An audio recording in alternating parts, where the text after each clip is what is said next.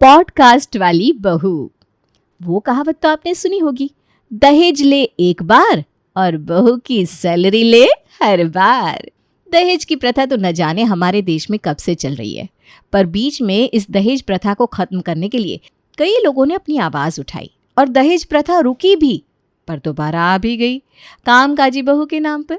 भले बहू का काम करना ससुराल वालों को पसंद आए या ना आए, पर महीने के अंत में उसके हाथ की सैलरी सभी को पसंद आ जाती है। और ऐसी ही कामकाजी लड़की की तलाश में वसुधा जी भी थी।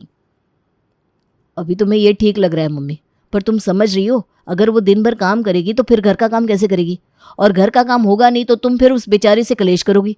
रात को मैं जब ऑफिस से लौटूंगा तो तुम दोनों बैठ कर कचहरी लगाओगी। ससुराल की अदालत और उस कचहरी में गुनहगार साबित हो जाऊंगा मैं तो कह रहा हूँ रास्ते से ही वापस चलते हैं। अरे दहेज आए एक बार और सैलरी आए बार बार, वो कहावत नहीं सुनी क्या बेटा तूने? ये क्या बोल रही हो मम्मी, तुम्हारे दिमाग में अभी भी वही सब तो नहीं चल रहा? तुम्हें पता है ना मुझे ये सब पसंद नहीं है। दहेज बहेज की बात बिल्कुल नहीं उठाओगी तुम। मैं इन चीज़ों के सख्त खिलाफ हूँ। वही ना बेटा, तू दहेज लेने देगा ही कहाँ मुझे। 3 बेटियों के वक्त दहेज देकर खाली हो गई मैं, पर अब जब लेने की बारी आई तो मेरा बेटा राजा हरिश्चंद्र बन गया। तेरी बात मानकर दहेज नहीं ले रही हूँ मैं, तो कम से कम मुझे अपने हिसाब से कामकाजी लड़की तो लाने दे। गाड़ी की पीछे वाली सीट पर बैठे अपने बेटे और बीवी को हमेशा की तरह इस बात पर बहस करता सुन महेश कहता है, माँ कह रही है गाड़ी आगे बढ़ाओ, बेटा कह रहा है घुमाओ। अरे पहले बता तो दो भाई, कहाँ जाना है? जाना है तो चलते हैं, नहीं तो मैं तुम दोनों को घर ड्रॉप करके दुकान निकल जाता हूँ। इसकी कब से सुनने लगे आप? चड्डियाँ तो इसकी मैं धोती हूँ, अब यह बताएगा क्या करना है क्या नहीं। आप चलिए सीधा। और रास्ते में बहस करते करते वसुधा का परिवार पहुंचता है प्राची के घर। अरे नहीं बहन जी, अब सभी इंजीनियर डॉक्टर बनने ज़रूरी तो नहीं। और आजकल तो इंजीनियर डॉक्टर भी मारे मारे फिर रहे, नौकरी कहाँ रह गई है इस फील्ड में। इसलिए मेरी बेटी ने ना मास कम्युनिकेशन की है। आजकल तो इन्हीं चीज़ों का ज़माना है ना। Mass communication? बाकी सब तो ठीक है बहन जी, पर हम लोग शाकाहारी हैं तो मांस वास। आप समझी नहीं आंटी जी, मास कम्युनिकेशन पढ़ाई का नाम है। टीवी में जो रिपोर्टिंग होती है और रेडियो जॉकी, ये सारी चीज़ें आती है इस काम में। तो मैं पॉडकास्ट करती हूँ, अलग अलग लोगों को स्टूडियो में बुलाकर उनसे बातें करना, सवाल जवाब करना, और ये सब ना ऑनलाइन OTT पर टेलीकास्ट होता है। वाह इंटरेस्टिंग। प्राची की बातें महेश के ज़्यादा पल्ले नहीं पड़ती। वो फुसफुसाकर अपनी बीवी से कहता है, लगता है लड़की ज़्यादा ही पढ़ी लिखी है, घर गृहस्थी नहीं संभाल पाएगी। अरे तुम चुप रहो जी, मैं कर रही हूँ ना बात। देखिए बहन जी, अब लड़की पॉडकास्ट करे या प्रधानमंत्री हो, घर बसाना तो पड़ता ही और 2 रोटियां बनानी ही पड़ती है।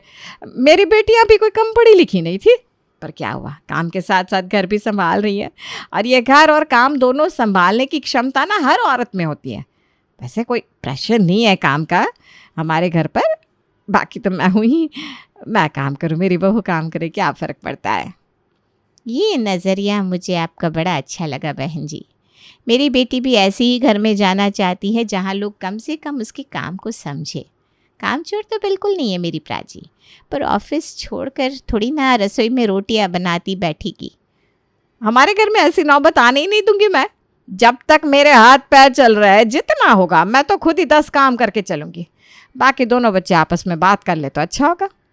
वसुधा की बात प्राची को अच्छी लगी थी, और इसके बाद प्रेम से बात करना सोने पर सुहागा हो जाता है। और प्राची और प्रेम एक दूसरे से बात आगे बढ़ाने के लिए हामी भर देते हैं। बात आगे बढ़ते बढ़ते शादी तक पहुंच जाती है, और वसुधा का कामकाजी लड़की को बहू बनाकर लाने का सपना सफल हो जाता है। शुरू के कुछ दिन तो ठीक से निकल जाते हैं, पर कहते ना, कौवा कितना भी पाउडर लगा ले बगुला नहीं बन सकता। अब सास तो सास होती है, कब तक कोयल बनी बैठी रहती। मम्मी जी, मैंने पराठे सेक दिए हैं और सब्जी भी काट कर रख दी है। आप सब्जी बना लीजिएगा, मुझे ऑफिस के लिए देरी हो रही है। हाँ, मैं तो फ्री ही बैठी हूँ, काम ही क्या होता है मुझे। नहीं मम्मी जी, वो क्या है ना, आज शैम्पू कर लिया मैंने। कल थर्सडे पड़ जाता तो आप मना करती ना शैम्पू करने, तो आज कर ली। उसी में ना ज़रा देरी हो गई थी, वरना मैं नाश्ता बना कर ही निकलती। अगर सर धोना है तो जल्दी उठा करो बेटा। अभी से 1 घंटे में तुम्हें तैयार होना होता है, नाश्ता बनाना होता है, ऑफिस का काम भी करना होता है, फिर निकलना होता है, हैं? सब कुछ तो संभव नहीं है ना बहू। और सुबह सुबह अपनी सास से 4 बातें सुनने के बाद प्राची अपने काम पर चली जाती है। एक रात प्राची को घर लौटने में देरी हो जाती है। मम्मी जी वो ना ज़रा देरी हो गई, पॉडकास्ट ख़त्म ही नहीं हुआ था, मेरे क्वेश्चन तो ख़त्म हो गए थे, पर जो गेस्ट थे ना वो बोले ही जा रहे थे और उन्हें बीच में मैं कट भी नहीं कर सकती थी। नाटक अच्छा कर लेती हो तुम बहू। 8:30 बजे सभी खाने पर बैठ जाते हैं, ये भी सही है। इतनी देरी से घर पहुँचो कि खाना बन ही ना पाए, ताकि सास को खुद ही मरते मरते खाना बनाना पड़े। पिछले 2 दिनों से तुम्हारा यही ड्रामा चल रहा है, देख रही हूँ मैं। नहीं मम्मी जी, वो क्या है ना, आजकल गेस्ट बहुत आ रहे हैं, काम बहुत बढ़ गया है। बेचारी प्राची का तो मुंह ही उतर जाता है और वो यही सड़ा मुंह लेकर अपने कमरे में जाती है, जहाँ उसका पति पहले से ही उसका इंतज़ार कर रहा था। सुना मैंने, बाहर मम्मी ने जो कहा तुम्हें, तुम कहो तो मैं बात करूं मम्मी से? अब मूड अच्छा हो गया मेरा, थैंक यू। वैसे पता है, एक गुड न्यूज़ थी, ऑफिस में लग रहा है कि बहुत चांसेस है मेरे प्रमोशन होने के। वो तो होना ही था, जब भी इंस्टाग्राम खोलता हूँ हर तरफ तुम्हारे पॉडकास्ट ही दिखते हैं। मुझे तो लगता है तुम्हारे ऑफिस में सबसे ज़्यादा तुम्हारे साथ ही लोग पॉडकास्ट करना चाहते हैं, है ना? बिल्कुल सही, मेरे पॉडकास्ट पर सबसे ज़्यादा व्यूज़ आ रहे हैं, इसलिए काम भी बढ़ रहा है और उस काम के चक्कर में मैं घर को टाइम नहीं दे पा रही हूँ, जिससे मम्मी जी चिढ़ी रहती हैं। अच्छा, अब मैं ना जल्दी से चेंज करके मम्मी जी की मदद करने जाती हूँ। प्राची फ़ौरन रसोई में जाती है और खाना गर्म करके सभी के लिए टेबल पर लगाती है। सभी बातें कर रहे थे, तभी वसुधा कहती है, कल ऑफिस से जल्दी आ जाना बहू, तेरी ननद आने वाली है। अरे वाह मम्मी जी, दीदी आ रही है, बड़ी अच्छी बात है। मैं पूरी कोशिश करूँगी 7 बजे तक आने की। 7 बजे तक आने की? अरे 3 बजे तक घर आ जाना। एक काम करो, तुम कल ऑफिस से छुट्टी ले लो। हनीमून के लिए भी तो पूरे 5 दिन की छुट्टी ले ली थी। इतने लंबे हनीमून पर कौन जाता है? पर तुम गई थी ना, शौक थे तुम्हारे। तो मेरी बेटी को भी अपने मायके में भाभी के साथ वक्त गुजारने का शौक तो होगा ही। जी मम्मी जी। और अगली सुबह उठते ही प्राची को किचन में उसकी ननद की पसंद की खाने की तैयारी करने भेज दिया जाता है। प्राची खाना बना रही थी, तभी उसका फ़ोन बजने लगता है। फ़ोन बंद नहीं कर सकते क्या बहू? सुबह से देख रहे हो, बजे जा रहा है, बजे जा रहा है। बॉस कॉल कर रहे हैं मम्मी जी ऑफिस बुलाने के लिए, उन्होंने छुट्टी दी ही नहीं थी। फ़ोन उठाऊंगी तो बेकार में 100 बातें सुनाएंगे। मैं सोचती हूँ क्या कहना है। सच में बॉस ही कॉल कर रहे हैं या खुद कॉलर ट्यून लगा कर बजा रही हो बहू? नहीं, मेरा मतलब है आजकल की बहुएं काम से बचने के लिए कुछ भी कर सकती है। आज छुट्टी ली हो तो कल भी छुट्टी ले लो। मेरी एक सहेली के फंक्शन में जाना है हमें। कुछ तो करना पड़ेगा, वरना इस तरह मम्मी जी के कारण रोज़ ऑफिस से छुट्टी लेती रही तो मेरी तो हमेशा के लिए छुट्टी हो जाएगी। और अगली सुबह एक फुल प्रूफ आइडिया लेकर प्राची अपने बॉस के पास पहुंचती है। सॉरी बॉस, मुझे पता है बड़े नाराज़ होंगे आप, पूरा दिन मैंने फ़ोन नहीं उठाया आपका। एक्चुअली ना मैं कुछ और ही सोच रही थी। बड़े बड़े फिल्म स्टार के तो बहुत इंटरव्यू ले लिए मैंने, क्यों ना अब हम आम लोगों से बातचीत करें, जैसे कि सब्ज़ी वाला, चाय वाला, पड़ोसन, मोहल्ले की आंटी। और इसे कैसे एग्जीक्यूट करना है वो आप मुझ पर छोड़ दीजिए बस। आइडिया तो नया लगता है, ठीक है प्राची। पर ये काम मुझे घर से करना होगा सर, क्योंकि कोई भी सब्ज़ी वाला मेरे साथ स्टूडियो तो आने से रहा। और कुछ इस तरह प्राची अपना काम अपने घर से ही करने का रास्ता निकाल लेती है। अपने कमरे को ही प्राची स्टूडियो की तरह तैयार कर लेती है और हर रोज़ किसी न किसी आम आदमी के साथ पॉडकास्ट करने लगती है। पर कहते हैं ना, कुछ लोगों की किस्मत में शांति होती ही नहीं। आप सिर्फ रेडी नहीं चलाते शंभू भैया, अपना पूरा घर चलाते इस रेडी से। आप कई लोगों के लिए मार्गदर्शक बन सकते हैं। वो कैसे भाभी जी? आपको तो पता ही है कि मैं पॉडकास्ट करती हूँ, क्यों ना इस बार का एपिसोड मैं आपके साथ करूँ, फिर आप फ़ोन पर भी आएंगे। मैं?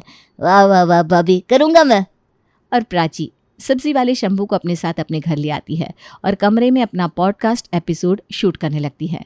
ये देखकर पड़ोसन निर्मला उसके पीछे पीछे आकर वसुधा से कहती है, पहले तो तेरी बहू औरतों को कमरे में बुलाती थी, पर अब तो अलग अलग मर्द भी आ रहे हैं।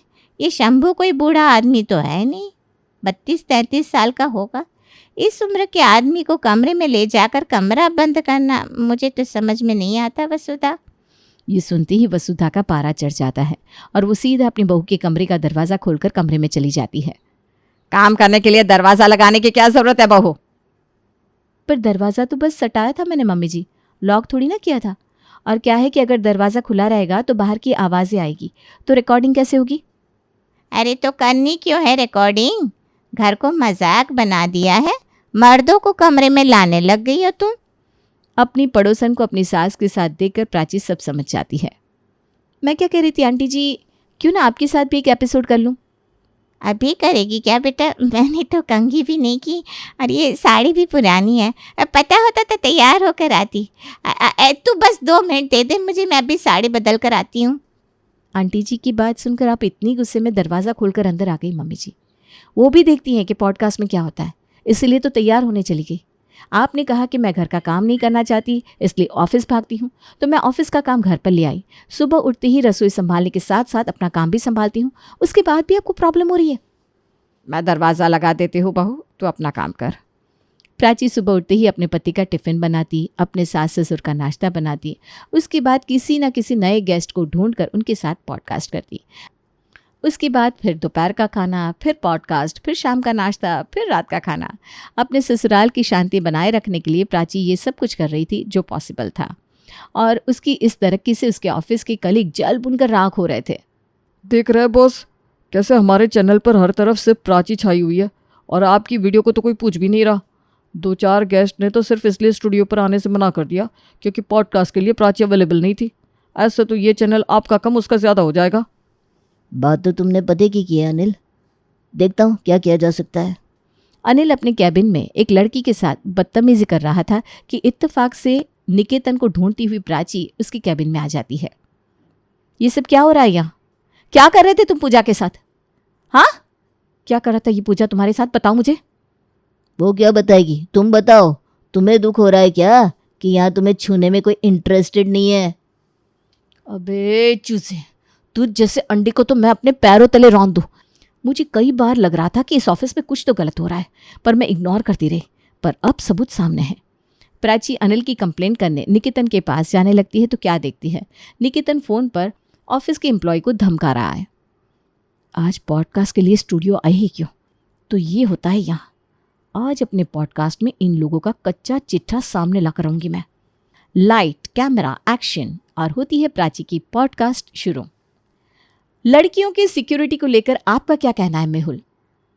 सिक्योरिटी लड़कियों की तो बहुत ज़रूरी है, खास करके वर्क प्लेस पर। और वर्क प्लेस ही अगर सुरक्षित ना हो तो? आज आप सभी के सामने मैं कुछ ऐसी ही राज खोलने वाली हूँ जो आज तक छुपे हुए थे। और इसके पहले कि प्राची अपनी बात पूरी कर पाती, वहाँ निकेतन आ जाता है और प्राची का माइक बंद कर देता है। प्राची की बात मैं पूरी करता हूँ। वर्क प्लेस पे बहुत कुछ होता है और बदनाम हो जाते हैं सिर्फ लड़के, जबकि यहाँ कई लड़कियाँ हैं जो अपने बॉस को गलत इल्ज़ाम में फंसाने की धमकी देकर उनसे काम लेती है। और वैसे ही लड़की आज आपके सामने है, प्राची। जैसे ये पॉडकास्ट टेलीकास्ट होता है, हर तरफ प्राची की थू थू हो जाती है। मुझे रोने चली थी ये लड़की, काम से भी गई और इज्जत से भी। उससे अच्छा इस इज्जत को मेरे हवाले कर देती, कितनी हिफाजत से रखता मैं। प्राची की माँ तो प्राची के घर ही पहुंच जाती है और बिना कुछ जाने अपनी बेटी के गाल पर एक तमाचा जड़ देती है। इस दिन के लिए मैंने तुझे पढ़ाया था क्या? क्या गलती हो गई मेरी? सच में प्राची, आज तुम मेरी नज़रों से गिर गई। कितनी अश्लील बातें कर रही थी तुम मेहुल जी से। 10 बार बोल चुकी हूँ मैं आपसे कि ये सब एडिट किया हुआ है, वो सब मैंने नहीं कहा था। अब से मेरा खाना ये लड़के नहीं बनाएगी वसुधा जी। इसके हाथ का बना कुछ भी मैं नहीं खाने वाला। बड़े सम्मान से किसी और के घर की लड़की को अपने घर लेकर आए थे। इसे जाने के लिए तो नहीं बोल सकता, पर आज से ये मेरे लिए बहू नहीं है। वो घर जो अभी अभी प्राची के लिए अपना सा होने लगा था, सब कुछ बस ठीक ही हो रहा था, कैसा कुछ हो जाता है। प्राची अब किसी से कोई बात नहीं करती, बस एक कोने में गुमसुम बैठी रहती। एक हफ्ते बाद उसकी सास खाने की प्लेट लिए उसके पास आती है। इस तरह बार बार खाना छोड़ने से क्या होगा? मर जाओगी क्या तुम? और मरने से मिल जाएगी शांति तुम्हें? जीवन लड़ने का नाम होता है बहू। अपने माथे पर लगा कलंक मिटाने के लिए तुम्हें लड़ना होगा। मम्मी जी, सास बहू की नोक झोंक तो जिंदगी पर चलेगी बहू, पर मैं इस बात को कभी मान ही नहीं सकती कि मेरी बहू चरित्रहीन है। इसीलिए अब फिर से पॉडकास्ट होगी, और इस बार पॉडकास्ट कास्ट करूंगी मैं, और गेस्ट होंगे तुम्हारे बॉस निकेतन। फिर वही लाइट्स, कैमरा, एक्शन, वैसा ही स्टूडियो और वही खेल। जहाँ से सहारे की कोई उम्मीद भी नहीं की थी प्राची ने, वहाँ से उसे सहारा मिल जाता है। वसुधा निकेतन को कॉल लगाती है। बहुत ही अच्छा किया सर आपने। इस लड़की की जालसाजी सबके सामने ला दी। बड़े हीरोइन बनकर ऑफिस जाती थी। थैंक यू माँ जी, ऐसी लड़कियों का पर्दाफाश करना ही तो मेरा काम है। बिल्कुल बिल्कुल। आपके इस एक पॉडकास्ट के कारण न जाने कितने ससुराल ऐसी बहुओं से बच गए होंगे।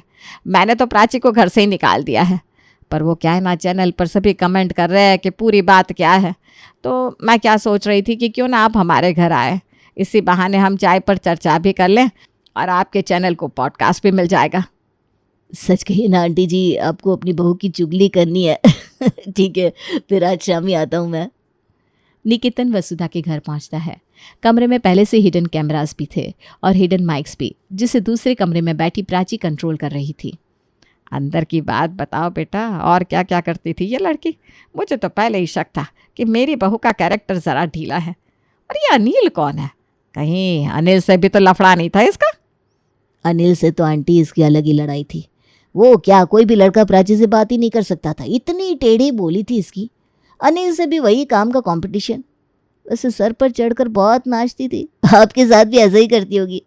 सोच रही थी मेरा पूरा चैनल हाईजैक कर लेगी, गिरा दिया ना फर्श पर मैंने। और इस तरह एक एक कर वसुधा निकेतन से सारी बातें उगलवा रही थी। बताओ ना बेटा, अब कैमरा ऑन कर लो, तुम बता दो कैसे कैसे सवाल पूछूं, उसी हिसाब से पूछूंगी। वो क्या है ना, मुझे इन सब की नॉलेज नहीं है। और निकेतन जैसे ही पॉडकास्ट लेकर अपने घर वापस लौटता है, उसके 3 घंटे बाद खाने के साथ साथ परोसा जाता है सभी को एक नया पॉडकास्ट, जहां सारे सच साबित कर दिए जाते हैं। पुलिस की टीम निकेतन के घर पहुंच जाती है। वहां वो अपना गुनाह खुद ही कबूल कर लेता है।